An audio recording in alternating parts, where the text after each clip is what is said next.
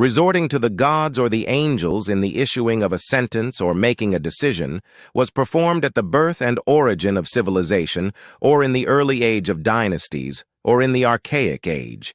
Then came a time when the mission of the angels came to an end, and the angels did not have a presence among the people, and they handed over custody to the priest, who did not preserve it but betrayed it, as we have already pointed out.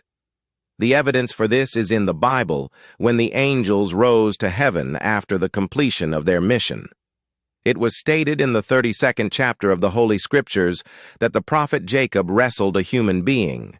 When the wrestling became drawn out, the man wrestling Jacob said, "Release me, please, because dawn has come."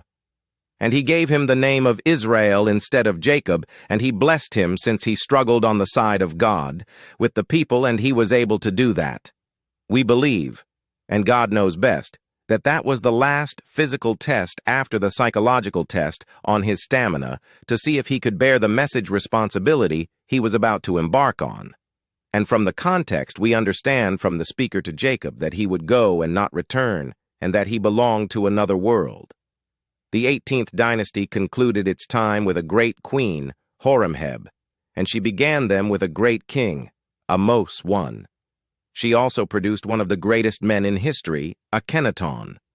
The 4th dynasty, which was founded by King Seneferu, was the same dynasty which produced the glory of history, King Khufu Cheops, in 2633-2656 BC, who immortalized his name in history thanks to his pyramid, built on the Giza Plateau and known as the Great Pyramid. It still stands proudly in defiance of time. Ancient people acknowledged, as did the people of yesterday and today, that it is not only one of the 7 wonders of the world, but it is also the miracle of miracles, for they have all gone except the Great Pyramid. King Khufu Cheops did so many great things which enabled the Egyptian people to bear their fruit in his era.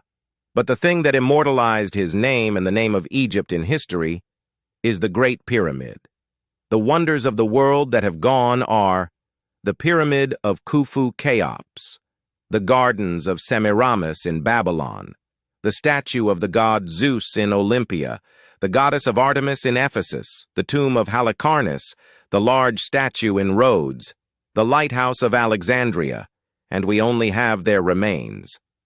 After Khufu Cheops, neither king nor era received the same interest and concern of the people as much as Akhenaton did. That was because of his revolution and his religious views and the resulting liberation in thought and art. Some researchers were so impressed by Akhenaton that they glorified him and raised him to the rank of prophet.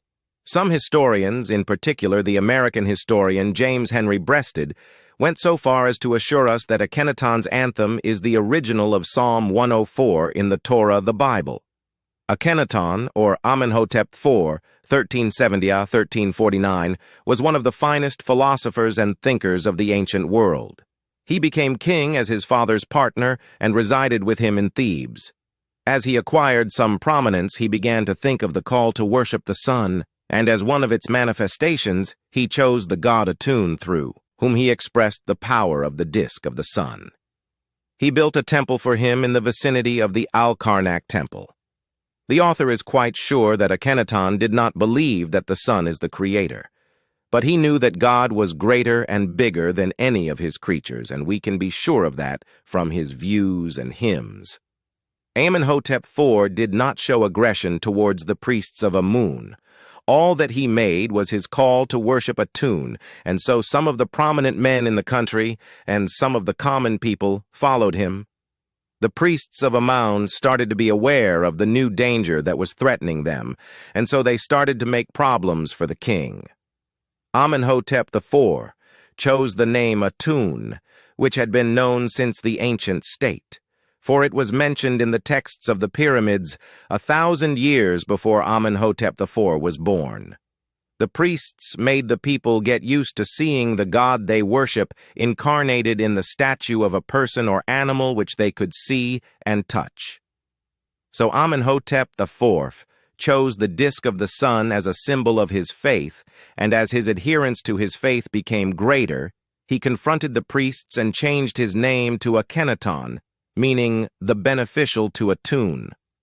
During the 4th year of his reign, he went to his new city, which he called the Sister of Atun, meaning the east of Atun. He built his temple and palaces and his new city on the eastern bank of the Nile. Its location is now in the vicinity of Tal el Amarna village. Having settled in his new city, he swore an oath, which he recorded on the paintings he established, not to leave its borders as long as he was alive. That gives us the impression, of course, that the reason behind this vow and decision not to return to Thebes was the trouble he was having with Amun's priests, who were not happy with Akhenaton's creed, which declared relentless war on the priests of Amun and the other gods. After that, Akhenaton devoted himself to worship, not being interested in what was happening inside or outside Egypt. He did not listen even to the mediation of his mother, Queen Ti, who drew his attention to the situation and cautioned him. But he turned a deaf ear to her advice and refused to do anything except worship the god Atun, writing songs in his praise and going to the temple. The people were divided over the issue, and trouble was increasing because of the new movement. Plots against the life of the king began to emerge.